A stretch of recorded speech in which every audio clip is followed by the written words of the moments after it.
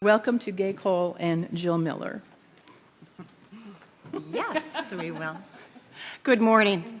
Jill and I are here today to briefly explain the what and the why and the how of our labyrinth here at Church of the Dunes.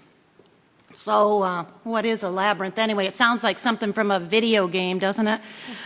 A labyrinth is actually an ancient tool used for prayer and meditation. A labyrinth is a metaphor for life's journey. It's a meandering path with twists and turns. You could think of it as taking a pilgrimage without the expense or time involved in traveling a long distance. It has the longest possible way to arrive at the center. You can't get lost. Instead, you just put one foot in front of the other. Think of it as a walking prayer. A labyrinth is not a maze. It's not a puzzle to be solved. There are no dead ends. There's no decisions for you to make. There is one path leading to the center and one path leading out.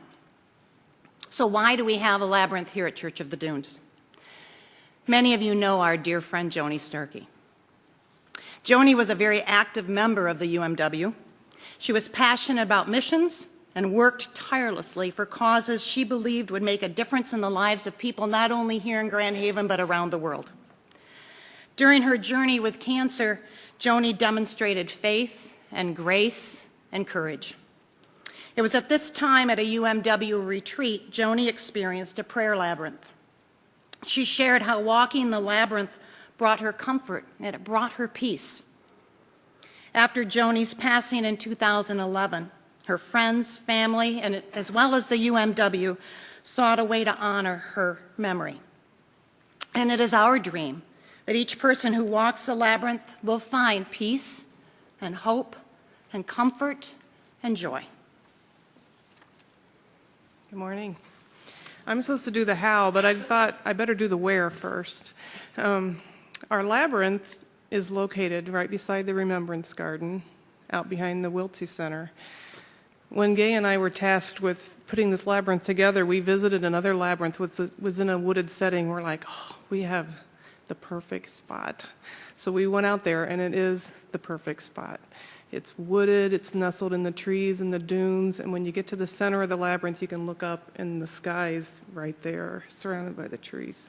So if you haven't visited it, please visit it. There's different ways to get to it. You can go to the new entryway and go out the doors to the Remembrance Garden. You can go, the Remembrance Garden's one way, the labyrinth, there's a path to the labyrinth. You can go through the Wiltsey Center, out the back door of the Wiltsey Center. There's a concrete sidewalk, so it's handicap accessible to the entrance of the labyrinth. Or you can go around if the church is closed, and we want it to be always available to anyone. You can go around the Wiltsey Center, past the office, around the outside of the building, and get to it that way. And I suppose you can get to it from the lower level, up the stairs. I don't know if everybody knows there's stairs from the lower social hall up to that area. Or if you're a venturesome, you can come over the dune from the parsonage. So anyway, that's where it is. It's a beautiful place. How do you walk a labyrinth? Walking the labyrinth is a very personal experience and should be done in a way that's meaningful to each person. Often walkers approach a labyrinth with a focus on a specific thought. We have a beautiful stone bench at the mouth of the labyrinth and one in the center of the labyrinth. Feel free to use the benches to prepare yourself for the walk or to contemplate the experience during or afterwards. Don't hurry. Focus your attention, clear your mind, think, dream, pray. Walking the labyrinth can be a prayer in 3 movements. As you walk to the center, you focus on letting go and coming to God with a question. At the center, you spend time in reflection and prayer. And as you walk out, you're going back into the world renewed. In her book, Living the Labyrinth, 101 Paths to a Deeper Connection with the Sacred, Jill, she get that name? Jill Gefferon suggests suggestions on how to walk a labyrinth. One of them is with Thanksgiving. Find a way or many ways to express your gratitude as you walk the labyrinth. Another way is praying a question. Ask a question at the mouth of the labyrinth, share it with God, walk the labyrinth, open to receive whatever comes.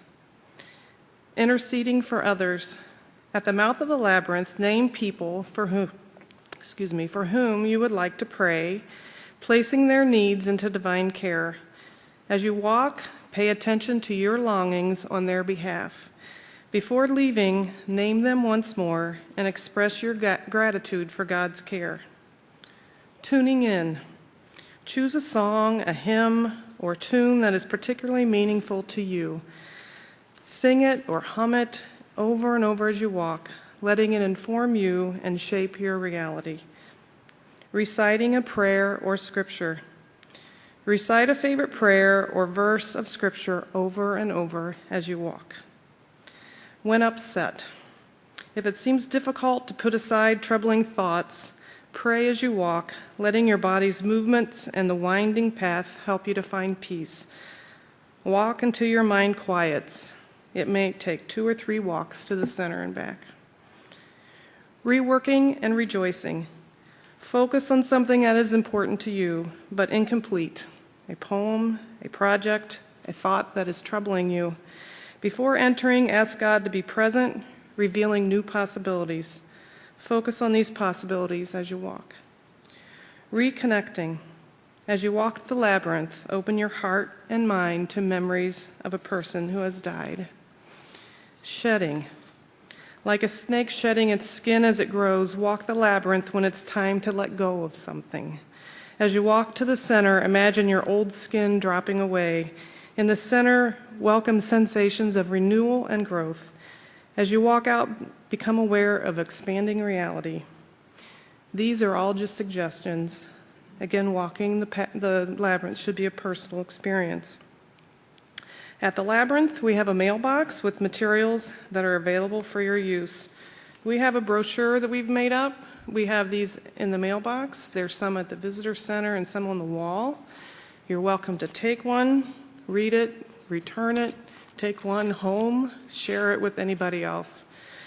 I don't know if you all get the Tribune, but yesterday we had a lovely article, thank you to Chris DeVries for the press release, that welcomes our whole community. We've had already a really nice response to people in the neighborhood, so please share it. I don't think there's too many labyrinths in Grand Haven.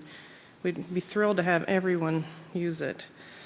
We also, in the mailbox, we have cards that are color-coded with different messages on them. You ready for me to do all of them? Okay. A mantra. Hear this mantra. It is well with my soul. Comfort. Hear these words of comfort from John 14:27. Peace I leave with you. My peace I give to you. I do not give to you as the world gives. Do not let your hearts be troubled, and do not let them be afraid.